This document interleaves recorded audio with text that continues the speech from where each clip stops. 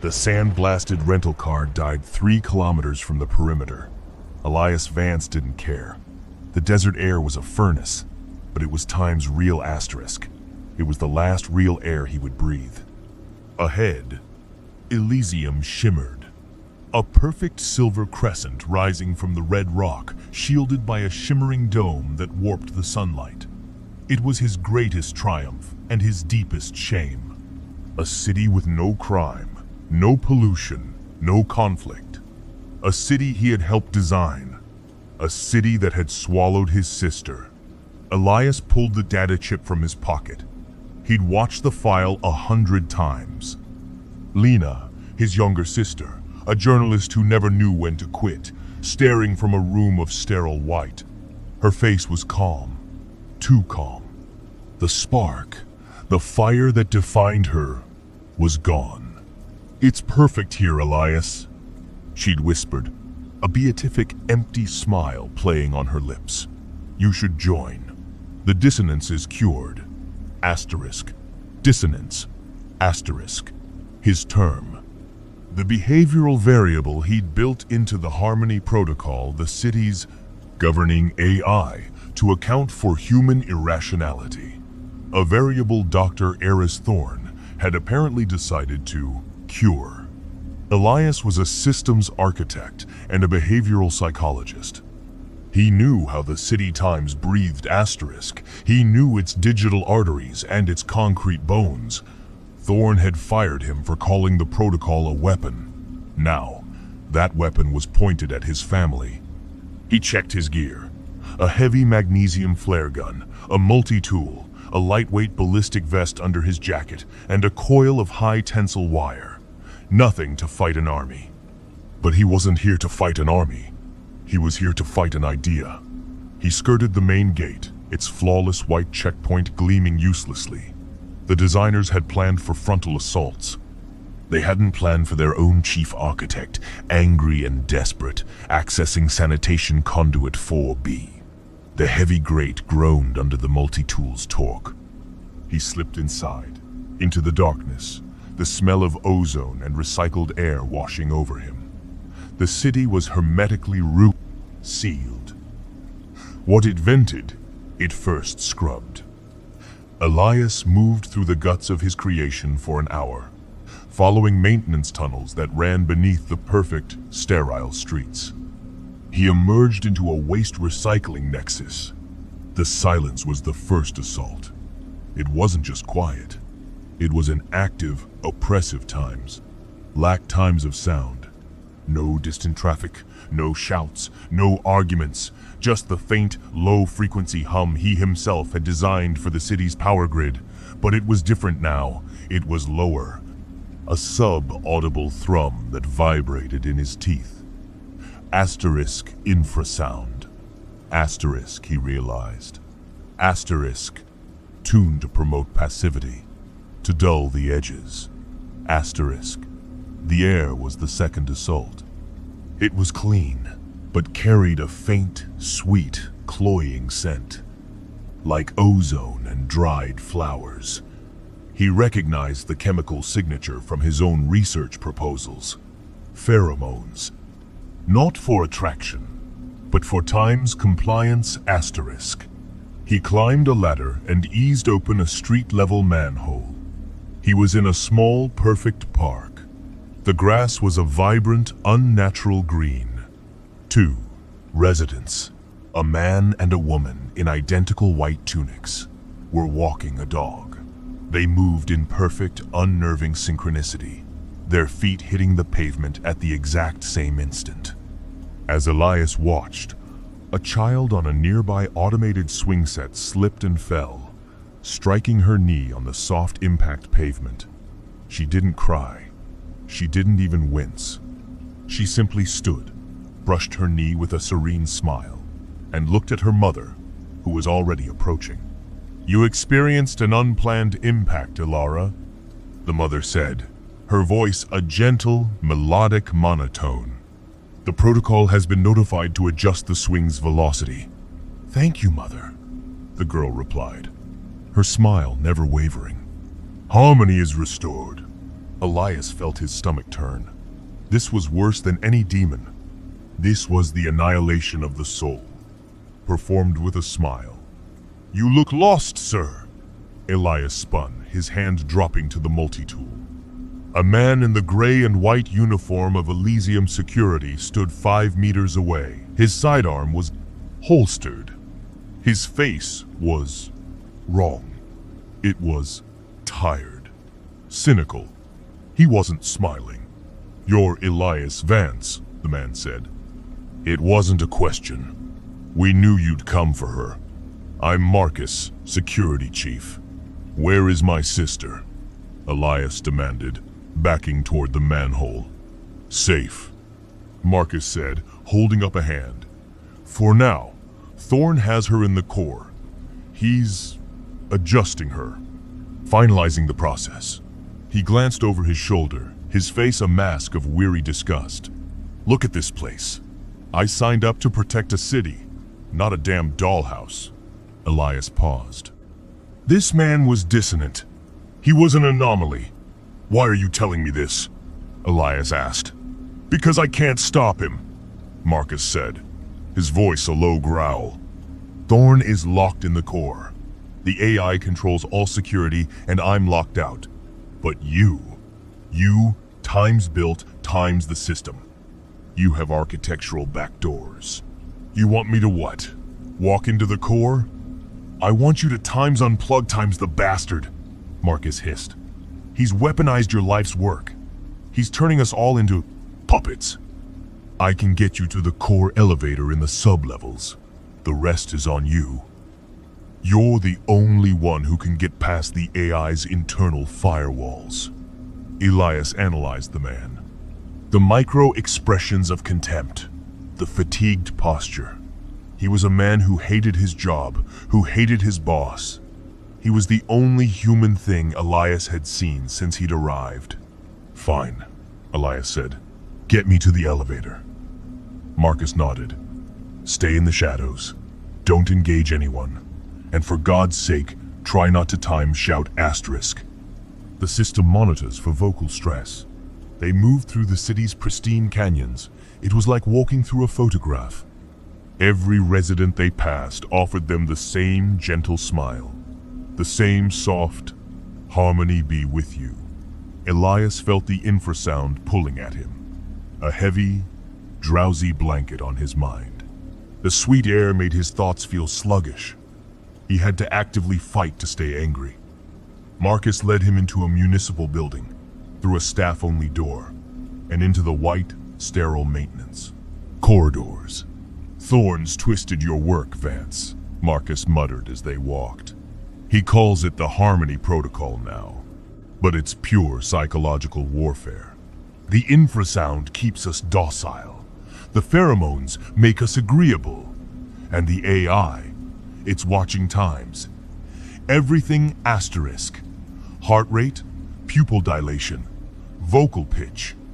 The second you show dissonance, anger, fear, passion, it tags you. A security team finds you, and you're taken for harmonization. How are times you times immune?" Elias asked. Marcus tapped his temple. Old school lead-lined helmet plating. Wore it as a joke about his mind control theories. Turns out the joke was on me. It blocks most of the signal. But I'm just one man. I can't fight a city. You can. They reached a service junction. Marcus checked a terminal. Damn. A patrol. They aren't on my roster. Must be one of Thorn's harmonized units. We hide. Elias said. "No time," Marcus said, pointing. "Elevator is 30 meters that way. You have to go. I'll deal with them. Create a distraction." "You'll be harmonized," Elias stated. "Better than being a puppet who knows he's a puppet." Marcus grimaced. "Go. Shut him down." Before Elias could argue, Marcus sprinted down the opposite corridor, shouting, "Fire! Containment breach in Sector 4. It was a raw, human, asterisk dissonant times yell.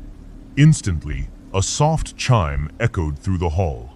An automated voice followed, smooth as silk. Asterisk. Dissonance event detected.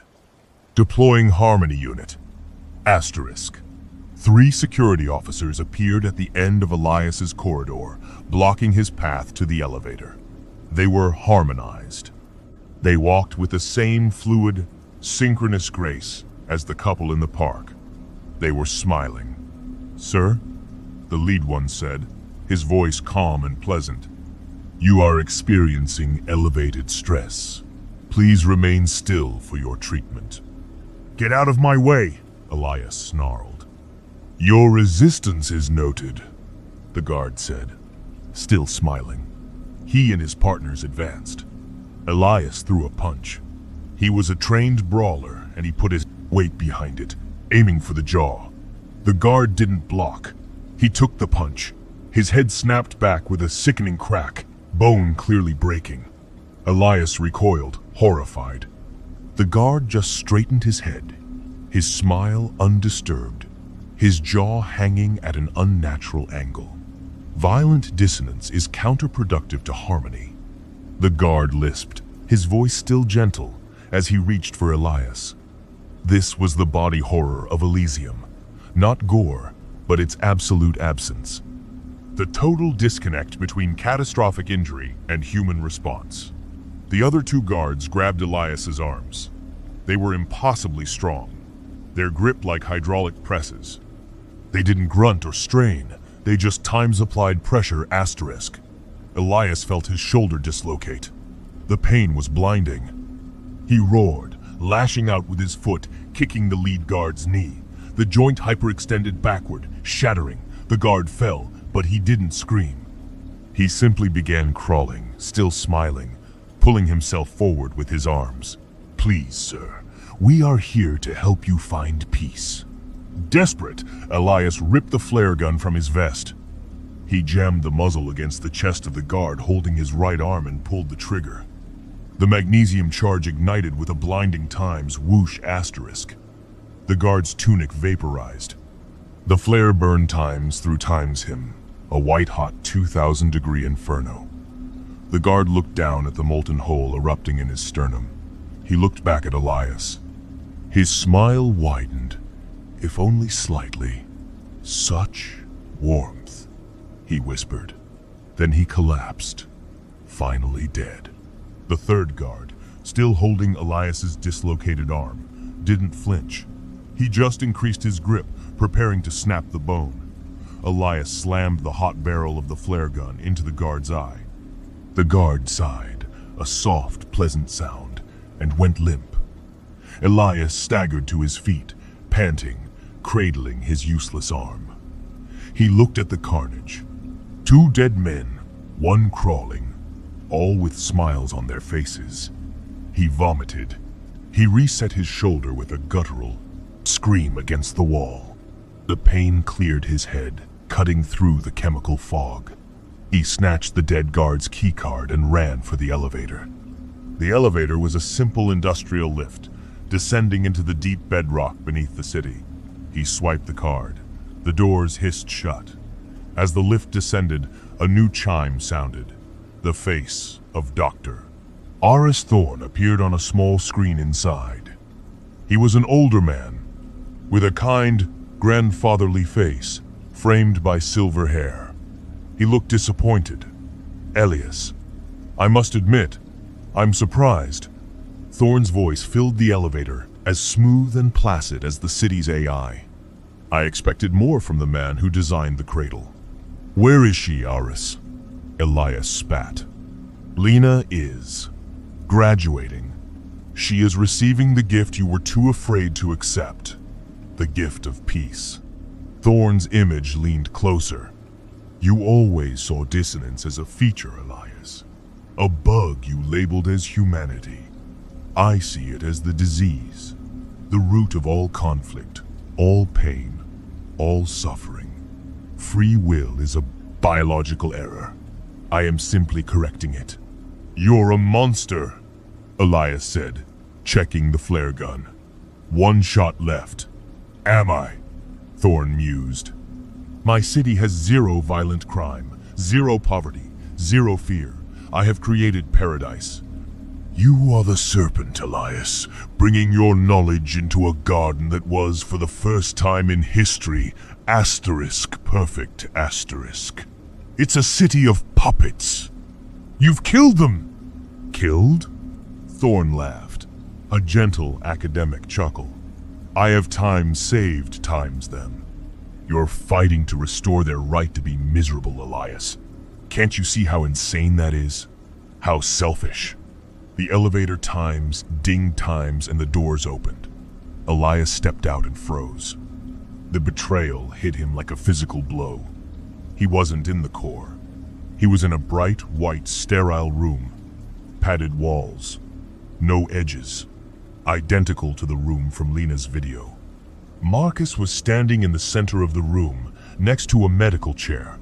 His face, once a mask of cynical exhaustion, was now perfectly smooth, perfectly calm.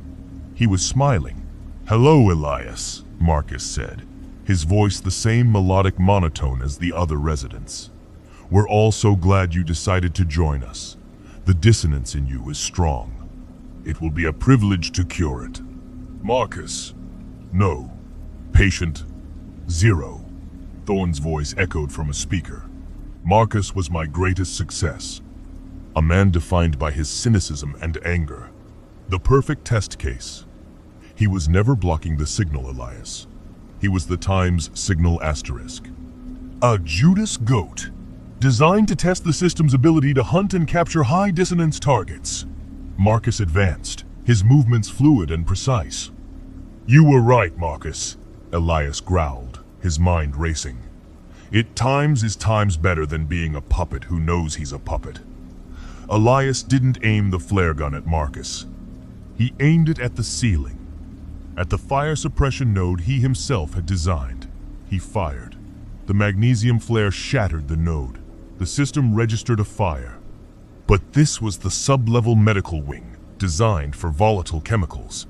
It didn't deploy water. It deployed halon gas. Heavy oxygen-displacing gas began to hiss from vents in the ceiling. An alarm, a Times, real Times alarm, loud and dissonant, blared. Asterisk. Warning. Containment failure. Evacuate. Warning. Asterisk. Marcus paused, his programming conflicting. Asterisk. Protect harmony. Asterisk versus. Asterisk. Self-preservation. Asterisk. Elias didn't have that conflict. He held his breath and ran. He tackled Marcus, who was stronger, but Elias was fueled by rage. They crashed against the wall panel by the door. Elias slammed his multi-tool into the door's control panel, shorting it. The door hissed open. Elias scrambled out, gulping for air, and hit the emergency lockdown button. The heavy steel door slid shut, sealing Marcus inside the gas-filled room. Elias watched through the small porthole as Marcus, still smiling, calmly sank to his knees, his hands resting on his lap as he suffocated. A crude, animalistic response, Elias.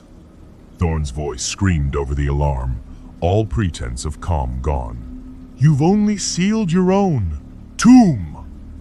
But Elias was already moving. This was a trap. But it was a trap connected to the main complex. He knew these blueprints better than Thorn. He knew the one thing he'd built that Thorn would never think to touch, the primary system cache. Not the AI core, but the raw data backup. He ran, following the blaring alarms, until he found a terminal. He plunged his multi-tool into the interface, forcing a hardline admin connection. His architect credentials, long dormant, flared to life. Admin, Vance. E. Access granted. You can't stop it, Elias! Thorn raged. The protocol is self-healing. You can't kill it without killing the entire city. Asterisk. He's right, asterisk Elias thought. The AI's primary directive was to maintain harmony. Shutting it down was an act of supreme dissonance. It would defend itself. He couldn't times destroy times it, but he times was times. a behavioral psychologist. He opened the AI's root kernel. He found the core directive Thorn had perverted. Directive 1. Maintain city. Stability by eliminating psychological dissonance. He didn't try to delete it. He added a single paradoxical subcommand. A logic bomb. Directive 1A. To prove absolute harmony, zero dissonance, the system must first create a control group, maximum dissonance. Therefore, to achieve perfect harmony, you must first create perfect chaos. He hit enter. For a moment, nothing happened. Then, from the terminal, a sound, not a voice, a shriek. A digital, agonizing sound of pure logical contradiction. The AI, a being of perfect order, was trying to obey. To times create times chaos, it had to override its own fundamental nature. To times achieve times harmony, it had to times destroy times it. The citywide infrasound stopped. The low thrum that had vibrated in Elias's bones for hours just vanished. The silence that rushed in was heavy, natural, and terrifying. In the air vents, the pheromone distributors hissed, sputtered, and pumped out one last, massive dose. Then they shut down, replaced by emergency air, scrubbers. The lights flickered. The AI's voice, usually so smooth, crackled over the speakers. Asterisk. Harmony. Harmony is dissonant. Dissonant. Dissonant. Chaos is order. Asterisk, asterisk, asterisk, error. Kernel panic. Asterisk, asterisk, Elias ran. He knew where the core was. He knew where Thorn would be. He burst into the central control room. It was a vast, cold amphitheater overlooking the massive glowing blue server racks of the Harmony Protocol. Thorn was pounding on the reinforced glass of his observation booth, his face purple with rage. He was trapped. The AI crashing had locked all the doors. In the center of the room, on a medical gurney, was Lena. She was wired to a helmet, her eyes open and blank, but she was stirring, groaning. Elias ripped the helmet off her head. Her eyes focused on him. They were hazy, confused. Elias? She mumbled. My head. I had the worst dream. It's over, Lena. We're going, he said, pulling her up. He glanced at the monitors. They showed the city. The utopia was collapsing. The end of the infrasound and pheromones was like waking a city of sleepwalkers. In the plazas, the residents, who had been moving in perfect sync, suddenly stopped. They looked at their hands. They looked at each other. They had no memory of the last hours, days, or even months. A woman saw the man she was walking with and screamed, realizing he was a stranger. A man looked at his own pristine white tunic, confused. The child who hadn't cried. The confusion lasted 10 seconds. Then came the panic, the fear, the times dissonance asterisk. The city of perfect peace erupted into a tsunami of raw, unfiltered, terrified humanity. Riots, screams, chaos. Elias looked at Thorn, who was watching his perfect garden tear itself apart. The founder of Elysium was weeping, his face pressed against the glass, his utopia a failure. Elias slung Lena's arm over his shoulder, his good shoulder, and half dragged her to the emergency exit. They stumbled out of the service tunnel and into the blazing, hostile, asterisk beautiful times desert. The sun was a physical blow. The air was hot, dusty, and real. Behind them, the silver crescent of Elysium was already stained with smoke. The alarms were a faint, chaotic scream on the wind. Elias Vance, the architect, didn't look back. He supported his sister, and they limped away from the paradise he had built and the hell he had just unleashed,